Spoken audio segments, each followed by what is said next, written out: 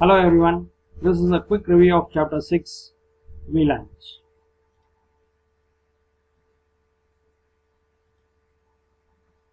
You know what is a VLAN? VLAN is a logical partition of layer 2 network.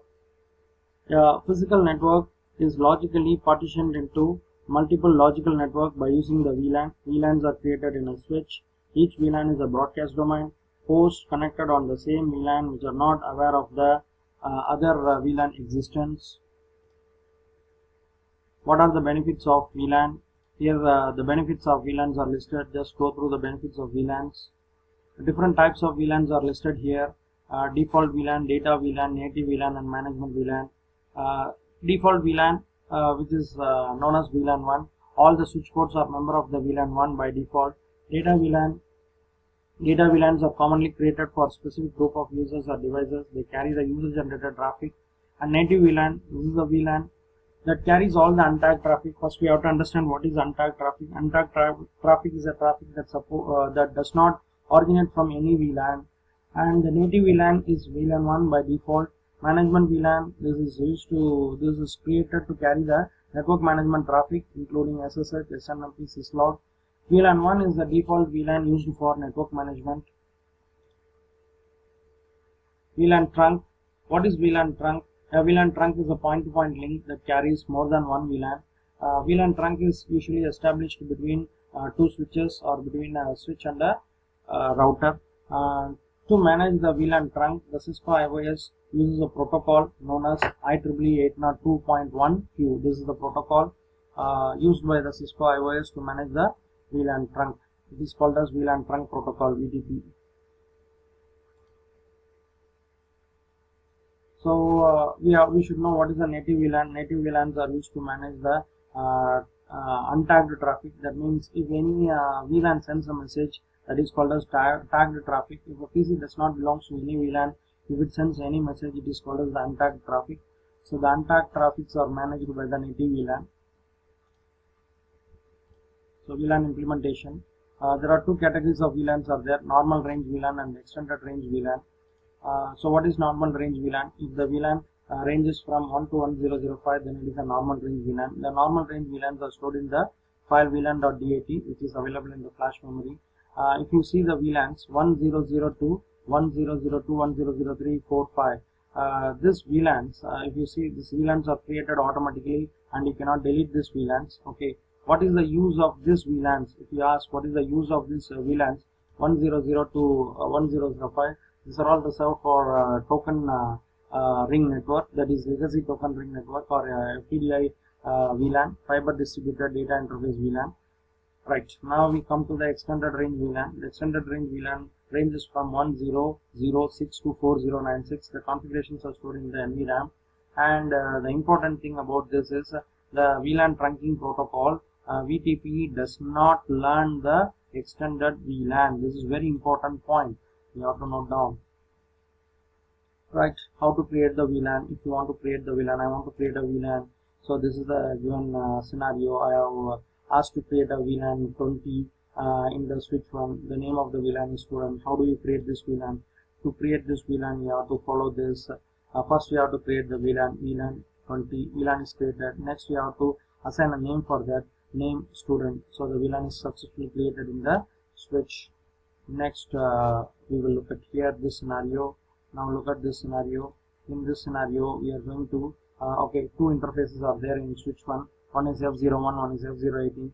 F01 which is connected with another switch, F018 which is connected with PC. So you have to configure this interface as a access port, and you have to configure this as a trunk port. How do you enable this interface as access port? Go to this interface F018, switch port mode access. So this port is enabled as access port. Okay, so how do you access how do you enable this port? When you enable the F01 interface, F01 switch port mode trunk. Okay, right, now now PC student PC belongs to VLAN 20. I am going to allow VLAN 20 in the interface F018. How do you do that one? Switch port access VLAN 20. So that's it, finished.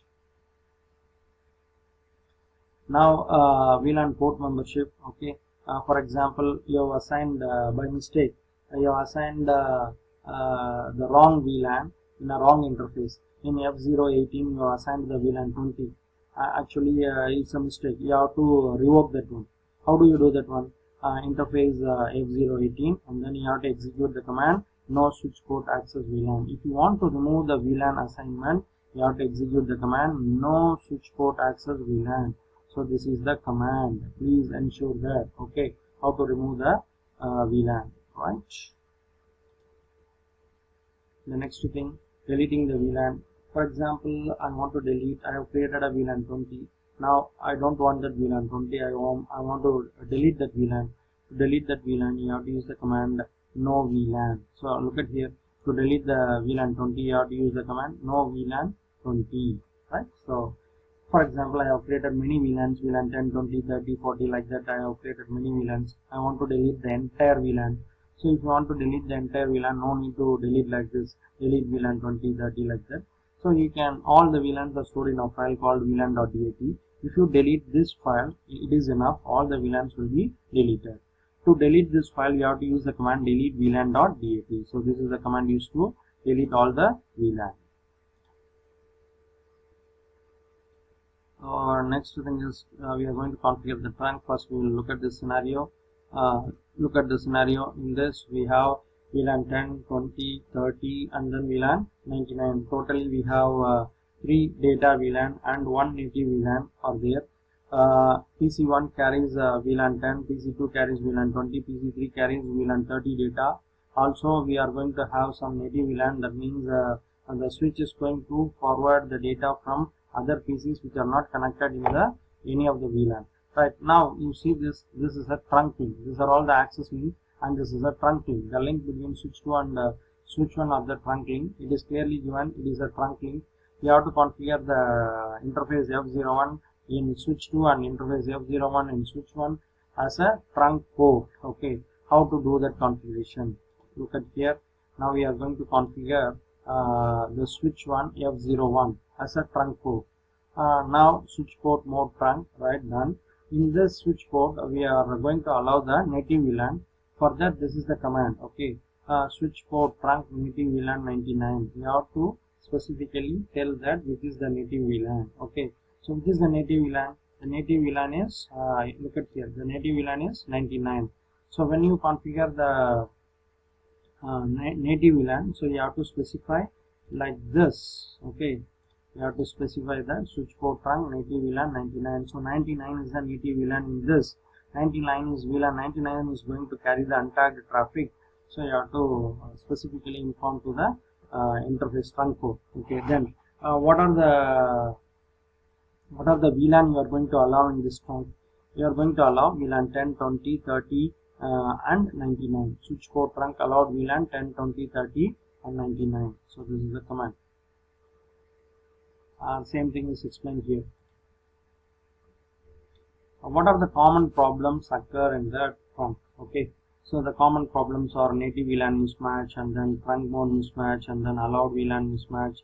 So these are all the general problems occurred. Okay, what is the result of this and what are the examples? Everything is given here. Just go through this. You will understand about these problems. We will go to the inter-VLAN routing. So what is inter-VLAN routing? If you look at here, there are two VLANs are here. Okay, PC1 is connected with VLAN 10, PC3 is connected with VLAN 30. Is it possible to communicate from PC1 to PC3? No, it is not possible to communicate from PC1 to PC3 because it is in different VLAN. PC1 and 3 are connected in different VLAN, so it is not possible.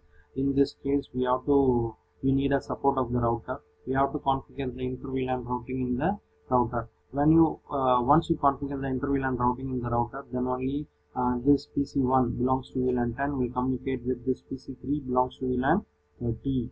So how to configure the inter-VLAN routing? To configure the inter-VLAN routing, we have 3 different options are there: legacy inter-VLAN routing, router on a stick inter-VLAN routing, layer 3 switching using SPI. These are all the different methods are available to configure the inter-VLAN routing. We will discuss about router on a stick inter-VLAN routing. We go here. Okay, look at here. Now I will explain you. Look at this scenario. you, yeah. Okay. Now look at this. This PC1 belongs to VLAN 10, PC3 belongs to VLAN 30, and this F01 is the access port, F06 is the access port, and F05, this is connected with router 1, so it is a trunk port. It is clearly given that. Okay. So right now this is the interface. The interface D00 connects the switch. This interface acts as a trunk. Right. Now we are going to create the sub interface. So what is the sub interface? Now how many sub interface we have to create? So we have two VLAN. So we have to create two sub interface. So what is the interface name? G00. We are going to create a sub interface. Okay. First we are going to create a sub interface for VLAN 10. How to create that one? G00.10. G00.10. What is 10? The 10 is the VLAN ID. Then the second sub interface we have to create. How to create the second sub interface? VLAN ID dot interface ID dot VLAN ID. So interface ID is G00 dot VLAN ID is 30. G00 dot 30.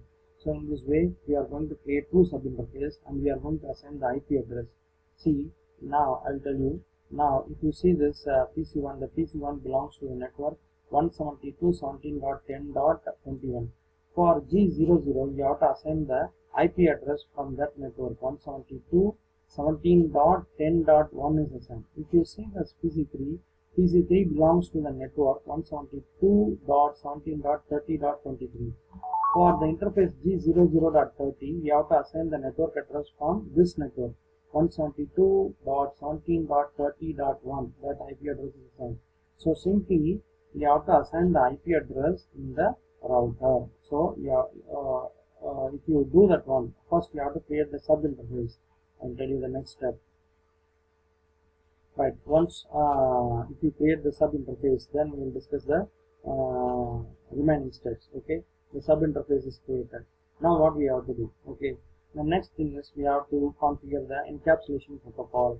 So encapsulation.1q, then the VLAN ID. Encapsulation.1q, then the VLAN ID is 10. Then you have to configure the IP address. So how to configure the IP address? Yeah, already we have said, no, we have discussed. We have to what we have to do? We have to create the sub interface and we have to assign the IP address. Now we are going to discuss about how to create the sub interface and how to assign the IP address. Look at here. To create the sub interface G00.10. 10 is the VLAN ID, right? Now we have to configure the encapsulation protocol. To configure the encapsulation protocol, use the command encapsulation.1q10. The next thing is you have to configure the IP address. You know how to configure the IP address. So IP address, type the IP address and subnet mask. Then configure the second sub interface G00.30 and encapsulation.1q. What is the VLAN ID? 30. You have to configure that. Then configure the IP address. Then you can, if you want, you can give the no-shut here itself. After this command you can give a no-shut, or else go to the main interface. The main interface is G00. Here you have to enable the interface no-shut. If you enable this interface, main interface G00, automatically the sub interface will be enabled. Right, after configuring the router on stick, we have to verify. To verify, what we can do, we can use the ping command. You can ping from VLAN 10 to PC1 to PC3. If it is successfully pinging, means the VLAN configuration, inter-VLAN configuration is done. Also, you can use the trace route. Okay, the trace route is a useful utility for confirming the routed path taken between the two devices. How through which path the PC1 is communicated with the PC3. You can analyze the entire path. You can trace the path between the PC1 and PC3. For that you can use trace route. So trace route is a useful utility which is used for confirming the routed path taken between the two devices. You know what is the use of the ping command? Okay, so ping command is used to ping command sends the ICMP packet, ICMP request, and receives the ICMP reply from the devices.